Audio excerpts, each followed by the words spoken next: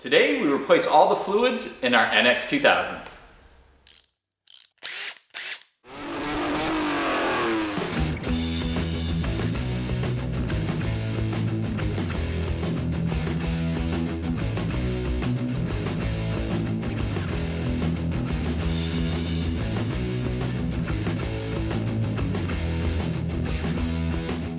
Welcome back to the Auto Obsessive Garage. Chadwick with you again for another installment of Project NX2K.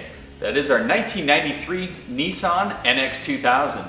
And I don't know why it took us this long to get to this subject, but fluids. We need to replace them all on the NX2000. And today, guys, we're gonna do an oil change, transmission fluid, power steering fluid, and check on that coolant.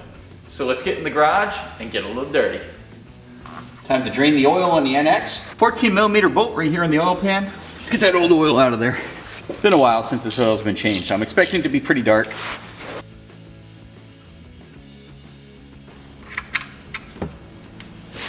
Oh yeah, dark as expected.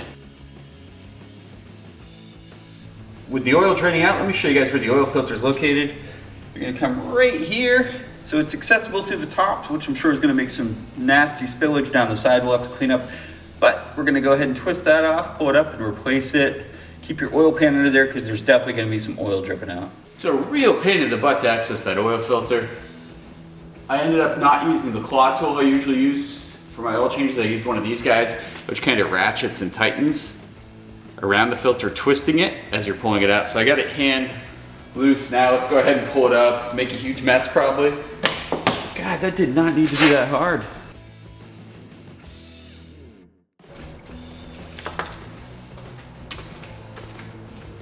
There's the oil filter out. After cleaning up the oil filter location, time to install our new oil filter.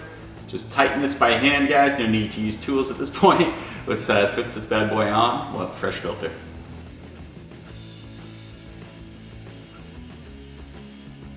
All tightened up.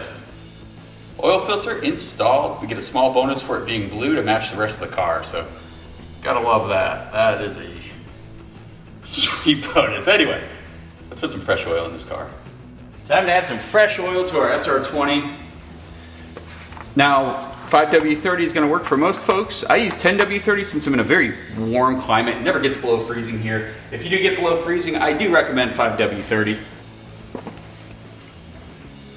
I'm going to be pouring in some Castrol Edge 10W30 fully synthetic.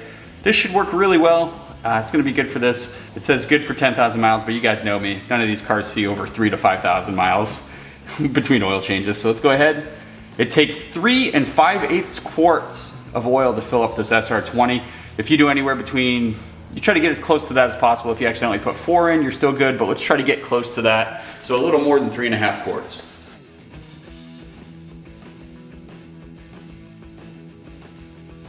Oil change complete on the NX2000. Replacing the transmission fluid on this NX2000 is pretty straightforward.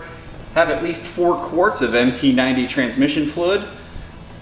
Have a 3/8 inch ratchet with a little extension and a 1/2 inch ratchet with a little extension. Those are going to take out the fill and drain plugs respectively, and that's all you need.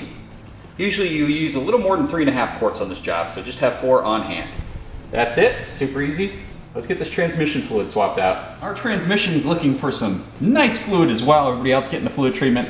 Let's hook it up. Good old Redline MT90, one of my favorite transmission fluids. This transmission loves it, so let's go ahead and show you guys how to do that on this car. It's pretty similar to all the other SR20 powered cars, the G20, the B13 SER. You guys know the drill. But let's go ahead and put some fresh fluid after getting rid of who knows what's in that transmission fluid. We're gonna come under the car to your transmission. That's this big shiny aluminum thing. Might not look like that. Probably have oil all over yours if it's an older car and hasn't been kept up on, but I cleaned mine up pretty decently, so she looks all right. So the fill is gonna be located here. Here's your fill plug right up here. Now you wanna do this one first before you take out the drain plug, and that is just because sometimes this can be sealed in there, seized up, and then you won't be able to put new fluid in. You'll have an empty transmission, and that's not fun. You're gonna see where that fill plug is, and you're gonna come a little south, and here's where you're gonna drain this big guy down here. Go ahead and get a pan under there. Pretty straight shot to get that taken care of. But yeah, let's do the fill first, and then we'll take care of that drain. Grab your drain pan. It's out 3/8 inch for the fill.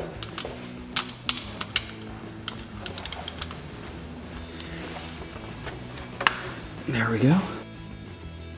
Now you shouldn't get a lot of fluid. Sometimes you will though if they really topped it off before. So just kind of be expecting fluid here just in case. Better to be expecting and then not get surprised with a face full of old transmission fluid. That's what she looks like, the old fill bolt. Now to drain our trans, we're gonna be using a 1/2 inch driver. It's a little bigger. And we're gonna use a little extension again. And that just keeps it from making a horrible mess. And me bashing my hands off everything.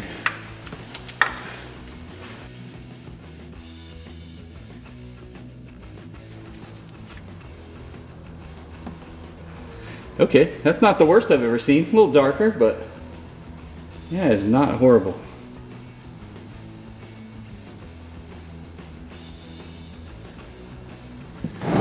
All right, you know, this car has been pretty well maintained overall, so I'm not too surprised to find fresher fluid in there, but still, always worth the change. Certainly won't hurt anything. Let that drain out completely and we'll put this fill bolt back in. Now once that old transmission fluid is done flowing out of your trans, go ahead and put the drain bolt back in.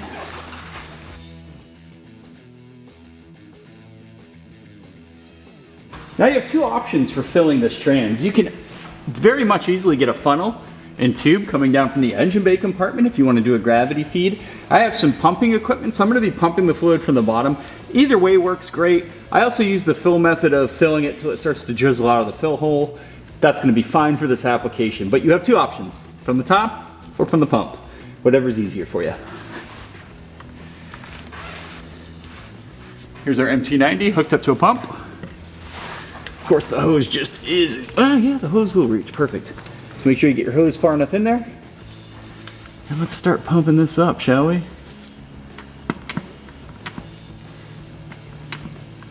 Again, just filling it until it starts to drizzle out.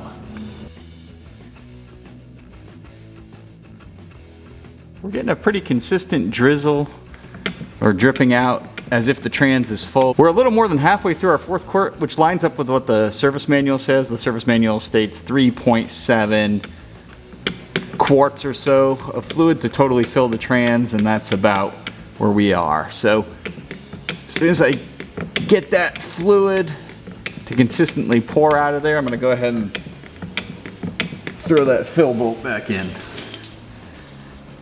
You can see it dripping out pretty good now. The fill line is just under that hole, so that's an indicator that we are at our fill line. Again, took about 3.6, 3.7 quarts of fluid to top off our manual trans here on the NX2000, so we're good to go. Transmission's gonna be happy. Now what you do when you go ahead and start the car the first time, go ahead and let it warm up a little bit and then take it for a nice easy drive, slow shifts, no red line, no clutch dumping. Just take it nice and easy, go through the gears, get that fluid circulating, and that's it guys. Fresh fluid in our NX2000 transmission. One of the most often overlooked fluids is power steering. It just doesn't get changed out enough. And the fluid in here is absolutely horrific. It needs to be changed out, so we're gonna do that real quick. It's a super easy job. There's other ways to flush out the system, but I'm gonna show you guys a quick and easy one that anyone can do at home. Get yourself a little container. I got an old Tupperware here I use for nasty fluids. A little battery water suction device. You can use a turkey baster if you have one of those available. But your fluid should be golden in color and not the color I'm about to show you.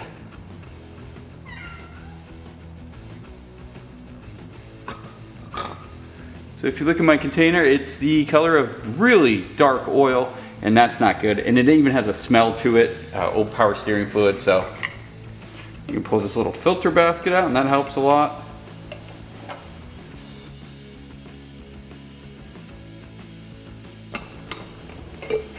Okay, reservoir's pretty close to empty.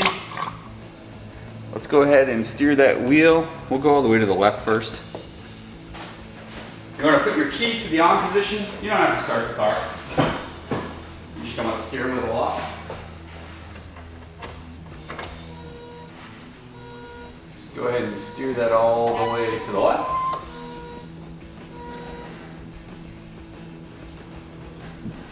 All the way back to the right. All the way back to the left. There.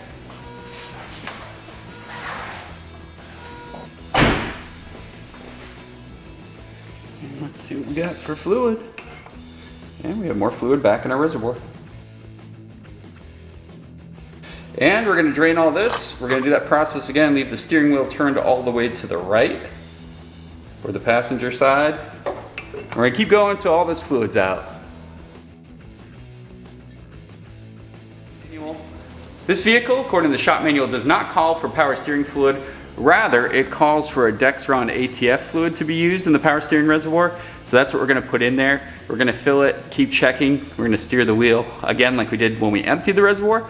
Get all that fluid in there, and then we're going to make sure we're right on the power steering dipstick. So let's go ahead and add this ATF at this time. Okay, time to go steer the wheel again. All right, after steering the wheel, lock to lock a few times, let's check our level. Ooh, we're looking pretty good here.